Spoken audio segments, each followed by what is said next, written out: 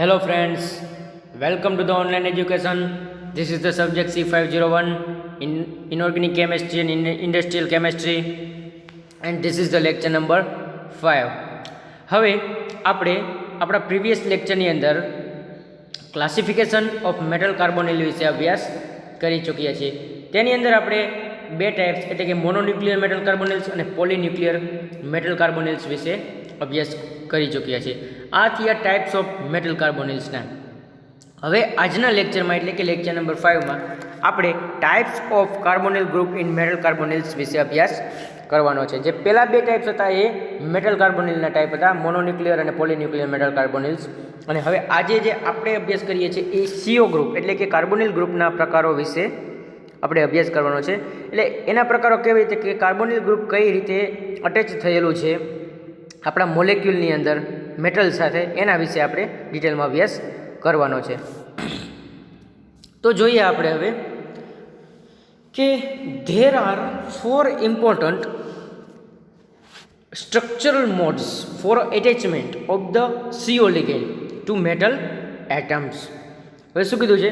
4 important structural modes એટલે કે 4 મહત્ત્વના બંધારણીય મોડ્સ કે જે એ પ્રકારે અટેચ થાય છે CO ligand સાથે,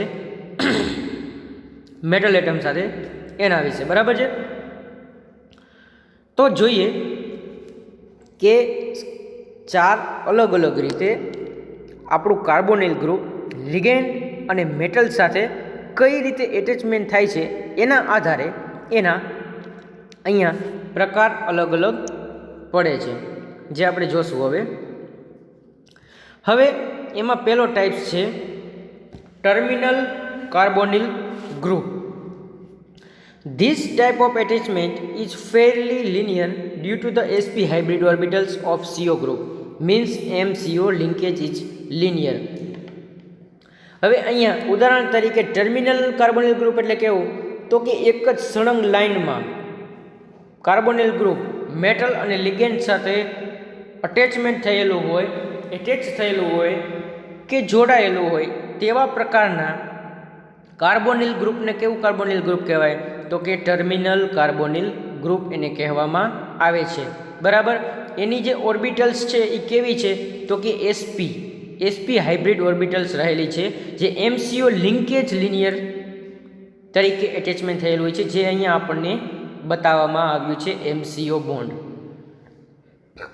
ઓકે, હવે આપણે આગળ જોઈએ ડબલી બ્રિજિંગ કાર્બોનિલ ગ્રુપ.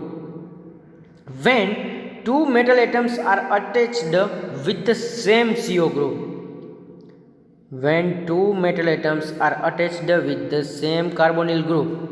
હવે અહીંયા જે બે મેટલ એટમ છે એ કોની સાથે અટેચ થયેલા છે? તો કે સેમ કાર્બોનિલ ગ્રુપ. એક જ સરખા કાર્બોનિલ ગ્રુપ સાથે બે અલગ અલગ મેટલ એટમ અટેચ થયેલા છે. The bonding is known as doubly bridging type bonding. The bonding is known as doubly bridging type bonding. In this attachment, carbonyl group is known as a bridged carbonyl or ketonic carbonyl, as it has carbonyl structure like a organic ketone group. હવે આ પ્રકારના એટેચમેન્ટમાં જે carbonyl group છે એ કઈ રીતે ઓળખાય છે? તો કે બ્રિજ્ડ કાર્બોનિલ અથવા તો કિટોનિક કાર્બોનિલ તરીકે પણ ઓળખાય છે. અને એનું સ્ટ્રક્ચર કેવું બને છે? તો કે ઓર્ગેનિક કીટોન ગ્રુપ રહેલું છે, જે આપણે ઓર્ગેનિક કેમિસ્ટ્રીની અંદર અભ્યાસ કરીએ છીએ એમાં કીટોન ગ્રુપ CO, બરાબર છે, આપણે જોઈએ છીએ એ પ્રકારનું એનું સ્ટ્રક્ચર રહેલું હોય છે. ડબલી bridging CO attachment is symmetric when MC and M' C distances are equal. એટલે કે મેટલ અને કાર્બોનિલ ગ્રુપ વચ્ચેનું જે ડિસ્ટન્સીસ છે એ સિમેટ્રિકલી કેવું હોય છે? તો કે એક સરખું જોવા મળે છે. If MC and M' C distances differ, it is referred to be asymmetric doubly bridging carbonyl. Asymmetric doubly bridging carbonyl. હવે આપણે અહીંયા જોઈ શકીએ છીએ કે જ્યારે MC એટલે કે મેટલ અને કાર્બોનિલ ગ્રુપ વચ્ચે ડિસ્ટન્સ જો અલગ અલગ હોય, ડિફર હોય, સરખું ન હોય તો કેવું સ્ટ્રક્ચર થશે? તો કે અસિમેટ્રિક ડબલી બ્રિજિંગ કાર્બોનિલનું સ્ટ્રક્ચર આપણને જોવા મળશે. જો મેટલ અને કાર્બોનિલ ગ્રુપ વચ્ચે ડિસ્ટન્સ સરખું હશે તો એ રચના કેવી હશે? સિમેટ્રિક હશે. પરંતુ જો મેટલ અને કાર્બોનિલ ગ્રુપ વચ્ચેનું ડિસ્ટન્સ અલગ અલગ હશે તો રચના કેવી હશે? તો કે અસિમેટ્રિક હશે. તો કે અસિમેટ્રિક ડબલી બ્રિજિંગ કાર્બોનિલ ગ્રુપ જોવા મળશે. હવે આગળ વધીએ એના ત્રીજા પ્રકાર વિશે અભ્યાસ કરીએ તો કે triply bridging CO group. When 3 metal atoms are attached to the single carbonyl group. બરાબર છે?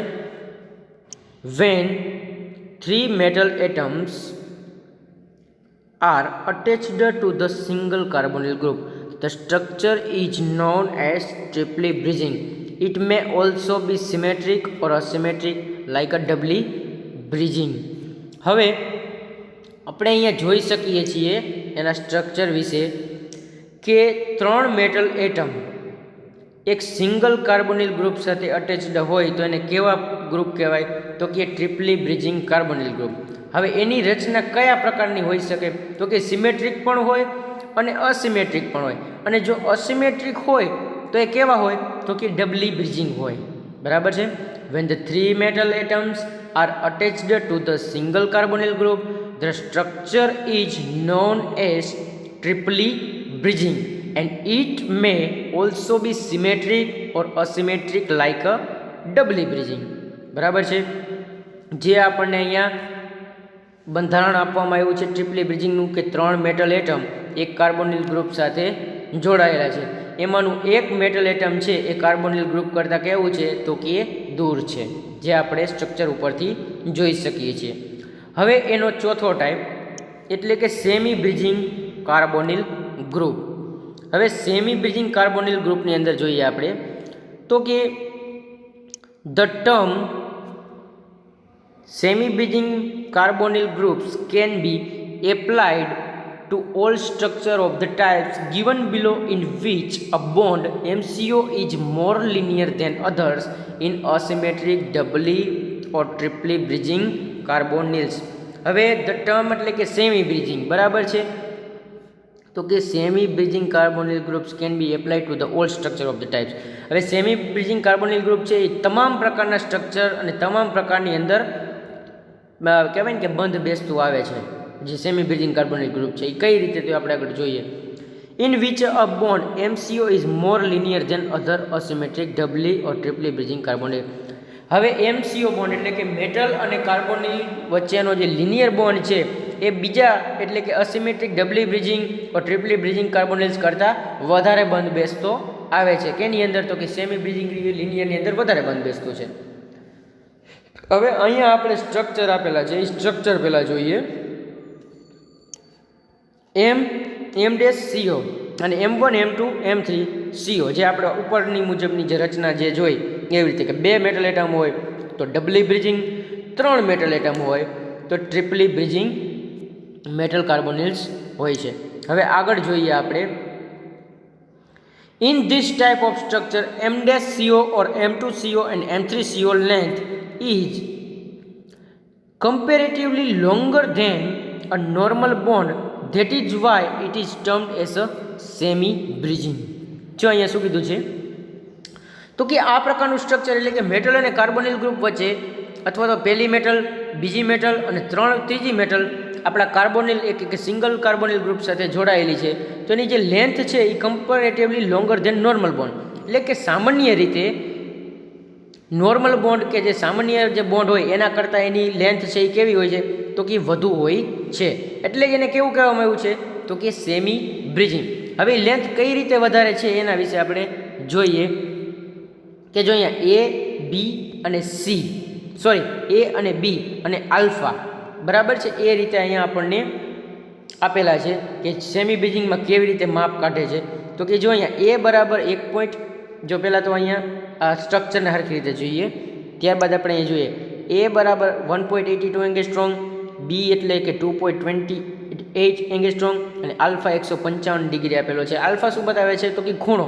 અને A અને B શું છે? તો કે બોન્ડ વચ્ચેની લેન્થ અહીંયા આપણને દર્શાવવામાં આવી છે. તો જુઓ A થી B અને A અને B અને આલ્ફા એવી રીતે 3 અલગ અલગ આપણને આપેલા છે. હવે એ વચ્ચેનું જે અંતર છે એ કેટલું હોય છે તો કે 1.82 એંગસ્ટ્રોમ જેટલું. બીનું કેટલું અંતર છે ડિસ્ટન્સ તો કે 2.28 angstrom.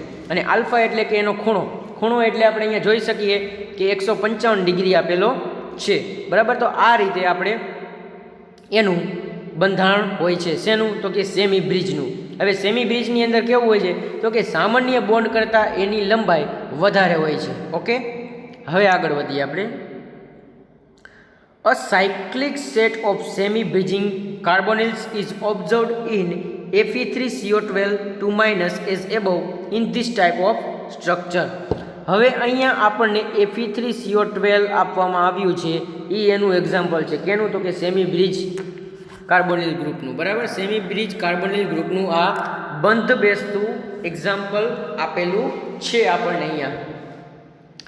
In this type of structure, there is a balanced charge distribution over the MM unit because the two carbonyl groups at all points achieve equal and opposite degree of bridge formation.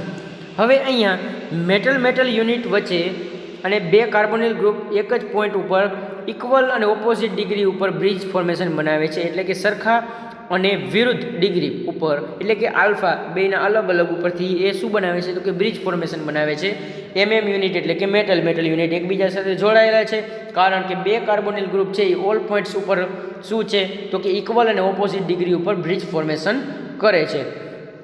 There is another semi-bridging caused by steric crowding in which semi-bridging carbonyl group is found without any apparent electronic cause or function. બરાબર છે. હવે અન્ય ઉદાહરણમાં semi bridging ટાઈપની અંદર સ્ટીયરિક crowding જોવા મળે છે, જે સેમી બ્રિજિંગના કાર્બોનિલ ગ્રુપ સાથે ઇલેક્ટ્રોનિક અસર એટલે કે કોઝ ઓફ ફંક્શનના કારણે એ આપણને અસર જોવા મળે છે સેમી બ્રિજ ટાઈપમાં, કે જેના હિસાબે એની લેન્થની અંદર સામાન્ય બોન્ડ કરતાં વધારો હોય છે. એટલે જેને કેવા કીધા છે તો કે સેમી બ્રિજ કીધા છે.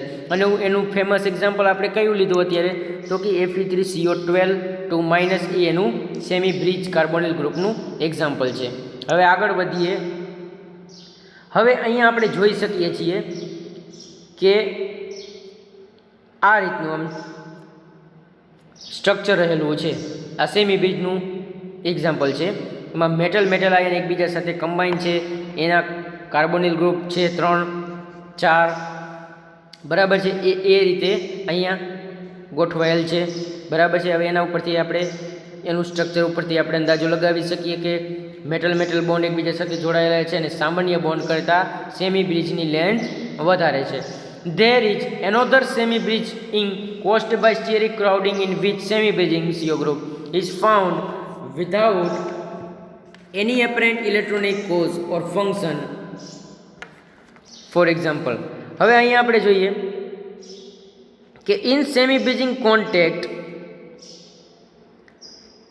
the distance of MCO becomes too short to be merely a non-bonded contact. There is an electronic interaction which is lowers CO stretching frequency is 1840 centimeter inverse. હવે સેમી બ્રિજિંગ કોન્ટેક્ટની અંદર metal અને carbonyl group એકબીજાની એકદમ નજીક હોય ત્યારે non bonded contact હોય છે. એકબીજાની અંદર કોન્ટેક્ટ એટલે કે એકબીજાના નોન બોન્ડેડ કોન્ટેક્ટ હોય છે અને ઇલેક્ટ્રોનિક ઇન્ટરેક્શન એકબીજા વચ્ચે થાય છે મેટલ કાર્બોનિલ ગ્રુપનું, અને CO સ્ટ્રેચિંગ થશે. બરાબર છે, સ્ટ્રેચિંગ થશે. એની ફ્રીક્વન્સી કેટલી છે તો કે 1840 સેન્ટીમીટર ઇન્વર્સ જેટલી એની ફ્રીક્વન્સી રહેલી છે. તો આ થઈ classification or types of carbonyl groups. બરાબર છે. આપણે આજે અહીંયા types of carbonyl group in metal carbonyl વિશે અભ્યાસ કર્યો આજના લેક્ચરમાં. તો આટલા પ્રકારના કાર્બોનિલ ગ્રુપ રહેલા છે.